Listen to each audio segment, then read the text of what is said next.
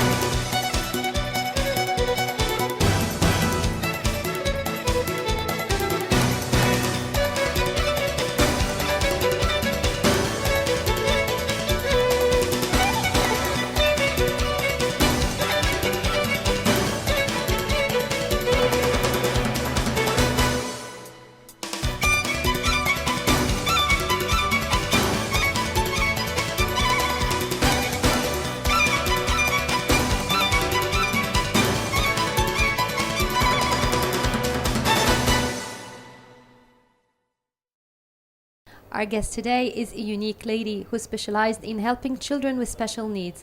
Actually, she acquired many awards for her efforts in that field, including Sheikh Khalifa's Educational Award for the year 2012-2013, and it was a beautiful and wondrous project for integrating children with special needs in regular schools. I'm happy to have with me today Mrs. Hanan Attar, and she's a specialist in helping children with special needs. Well, Mrs. Hanan, welcome with us. You're most welcome, and thank you for your lovely introduction. Thank you. Well, I'd like first of all to ask you about why did you choose to start helping children with special needs, especially that originally you're a music major?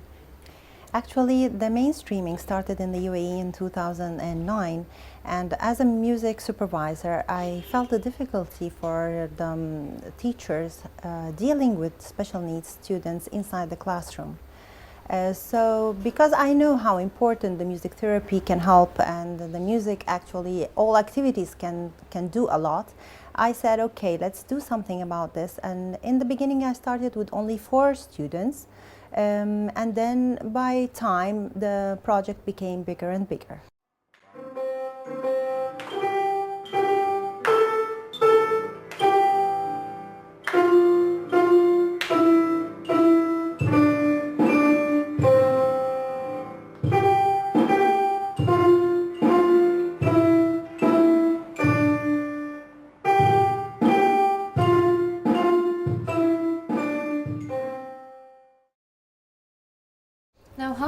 have you been living in the United Arab Emirates? Well, quite a very long time, about 22 years now. 22 years. Yes. But originally you're an Egyptian who have lived in Egypt, but then Yes. when you got married you traveled and you're now living in the United Arab Emirates. Yes, that's right. But all my life has been traveling because my father used to work in the Ministry of Foreign Affairs. So I spent all my life traveling all around the world. And it was a very good opportunity for me actually to learn languages, to see other cultures. And in the end, it was my latest place is the UAE. Now, what did you do before 2009? Because in 2009 you started your special needs program. Before that, what did you do? From the beginning, when I went to the UAE, I was a music teacher for a very long time. And then 2007, I was promoted to be a music supervisor. Since then, I was always seeking where the areas where I can be, let's say, unique, or to say that I am different than anyone else. This is kind of my personality. So I used to always go attend many lectures, many places to learn what's new, and then it came the idea, and I started with my project. Now, I heard that actually there was a story behind it about a child who was like sort of a bit not violent, but he had problems and you helped him out, and that was your beginning. So would you tell us about that story, please? Yes. Everyone knows Ahmed Habibi, I call him. He's my lover. He's a very young little child. He started with me by the age of 6. So we have been working together for quite many years now. Ahmed has a very special syndrome. It's called Collins syndrome. It's very rare. So it's affected his listening, and it affected his face. But his brain is very, we can say, brilliant, and he is very, very talented in music. He only hears 30% of what's happening around him, but also he is still very talented in music. He plays music on the piano, and he plays drums very well. He also sings, and in the latest part in my project, he's playing music now on the iPad. So he changed my life, and I think I changed his life too.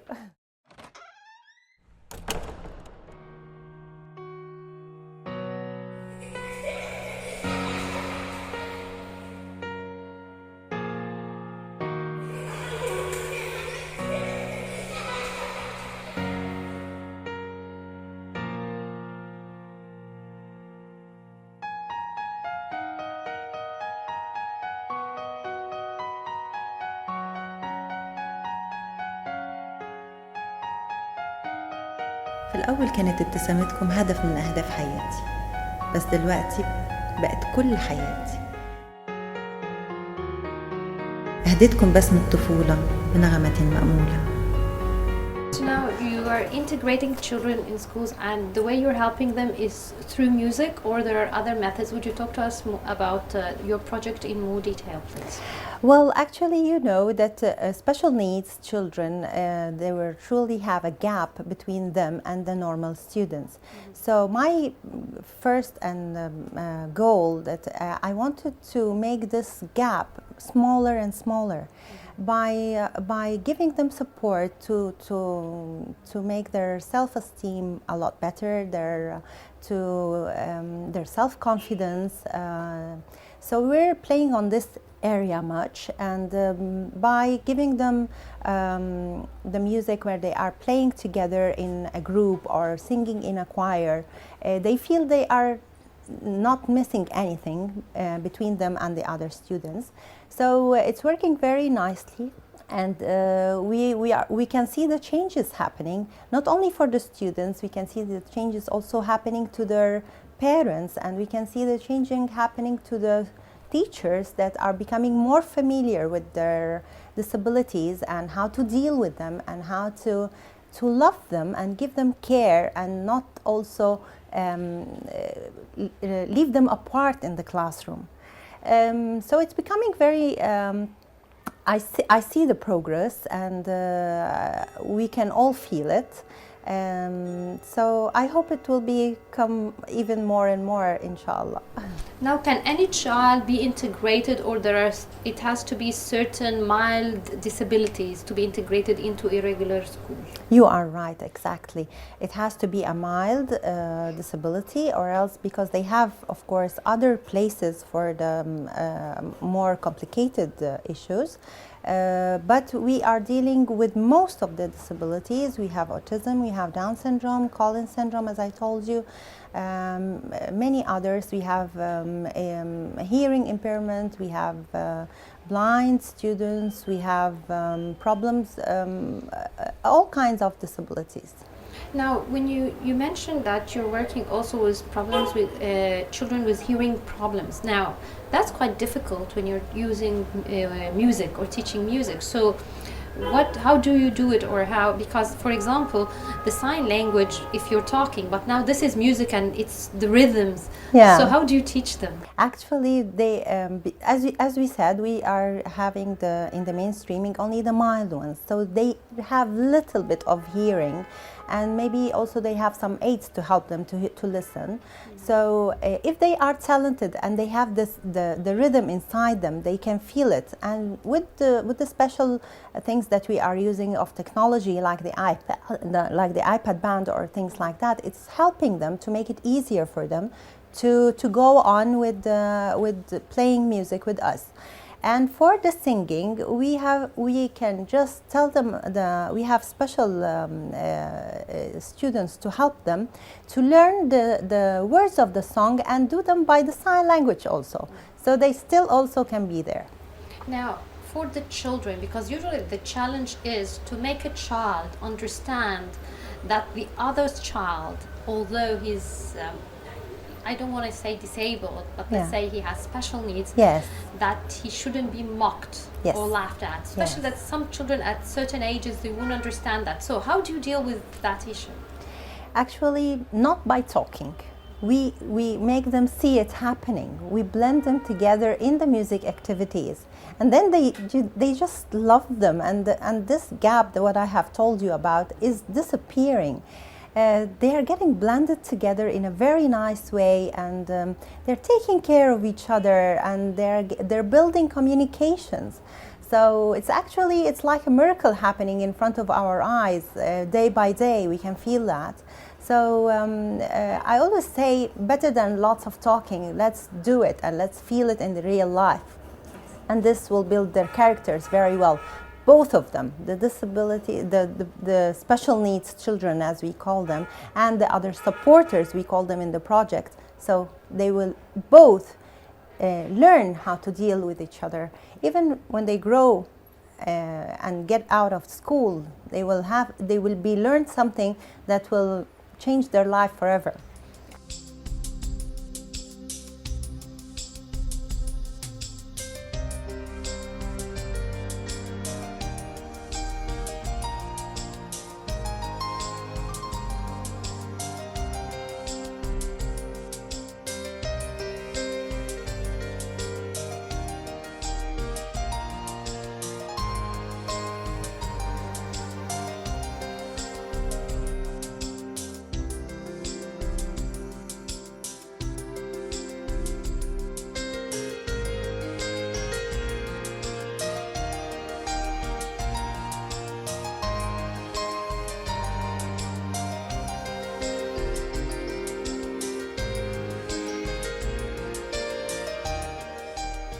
That being in the United Arab Emirates, and that's a place where there are so many foreigners and Westerners, made it easier than if you were, for instance, in Egypt?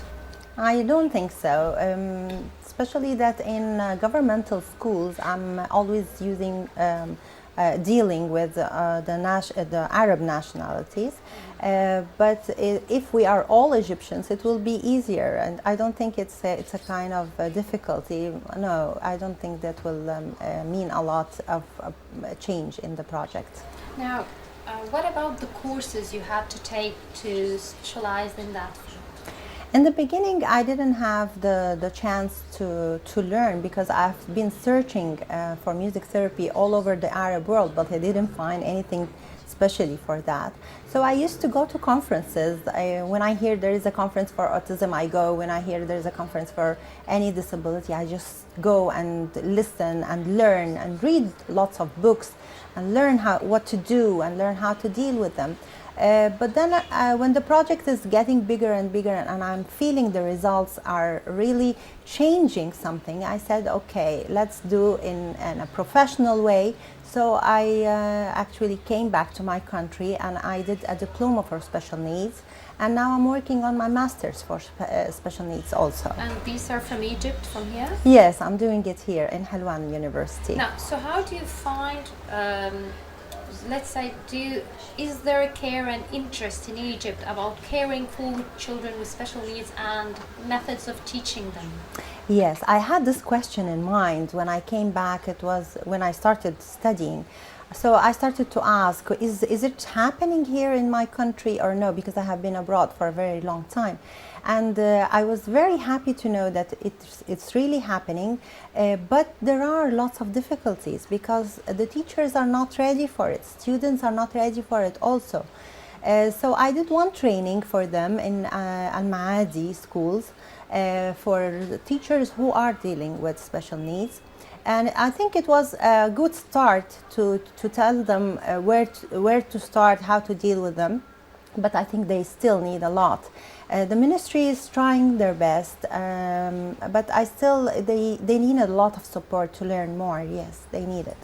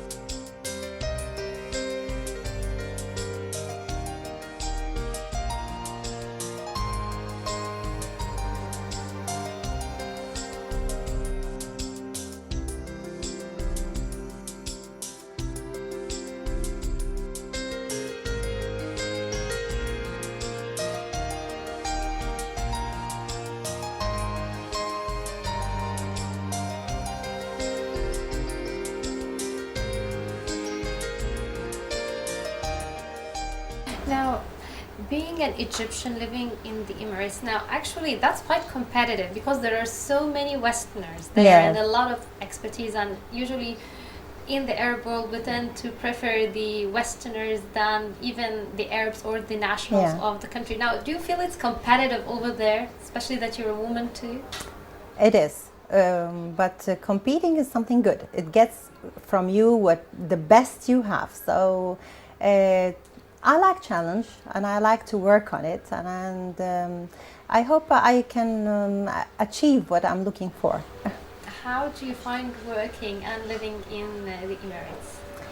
It's a very safe country. This is number one, I have to say. They love Egyptians very much, and now I feel it's home. Yeah, After a 22 years. very long time, I feel it is home, of course. Now, for yourself, you mentioned that your father was a sort of a managerial diplomat in the Yes, diplomatic that's right. field. You traveled a lot. How did that influence you as a person? It actually did affect my personality very much. I have learned a lot. I've learned many languages. I've learned how to be a diplomat, how to deal with people in a diplomatic way. and learning about other cultures builds your characters, of course. So I love my experience, although I missed having like a friend where I'm raised with all my life. But still, moving from one country to another was a very, very good experience for me. Now I'm interested in a particular country because usually we tend to talk about Europe and then we feel that that's a dream. Yes. But then when we talk about African countries, like you lived in Ethiopia, how did you That's find right. living in Ethiopia? Do you remember your Yes, childhood yes, there? I was quite old. I was about 16 years old, Yeah. so I remember it very well in details. In my experience where we lived, it was just a lovely country, full of nature, full of rain. They call it there 13 months of sunshine. So I had a question, why 13 months? Why do they have 13 months? And actually they have a very special way of calculating the year.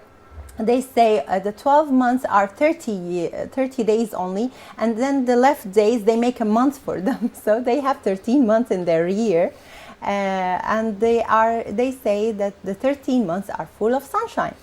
So it's very sunny and rainful. So it's a kind of a weather that you would love to live in.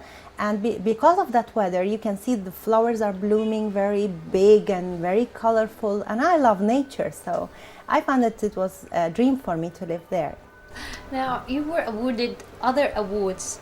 Would you talk to us about the awards you were given? Actually, I won 3 important awards in the UAE. The first one was the Hamdan Award. It was for a distinguished supervisor. The second one was for my project, For a Child's Smile. And the third one was the award for the Ministry of Education, which is the distinguished also supervisor. It's called the Emirates Award. And I have been awarded for many other work that I have done, but these are the main or the most important awards that I have achieved during my work.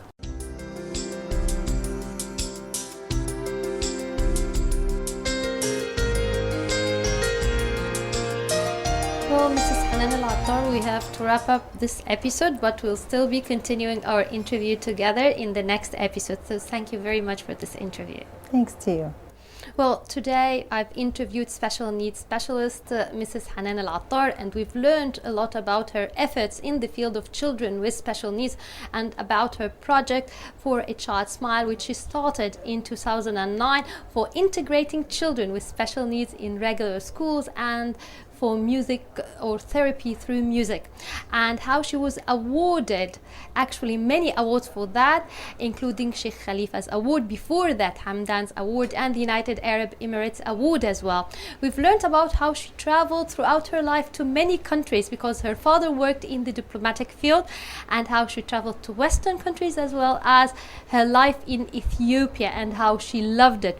And we've learned about people and individuals who affected her life and influenced her, like her father and mother, Dr. Ibrahim Al-Fi, and of course Sheikh Mohammed bin Rashid Al Maktoum. And by this we come to an end of this episode of Story of Success. Until we meet again in next episode, it's goodbye.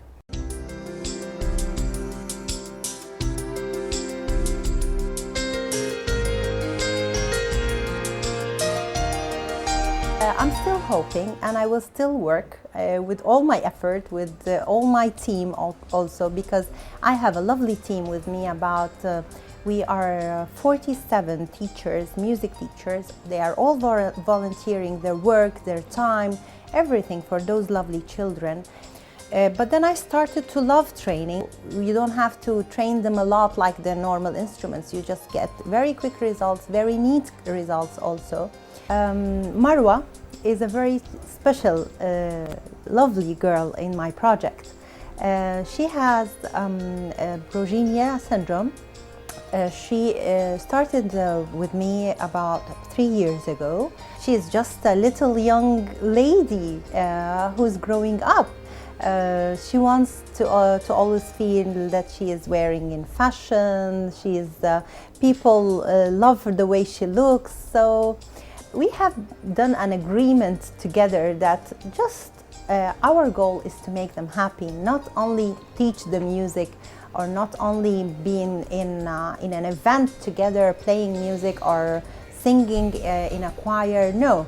But if they feel it, that it's a gift from God, and deal with it, that they are completely normal, because if God takes something from them, He gives them another talent, another bright side in their character, and believe in them, believe in their talents, and give them a better opportunity to live.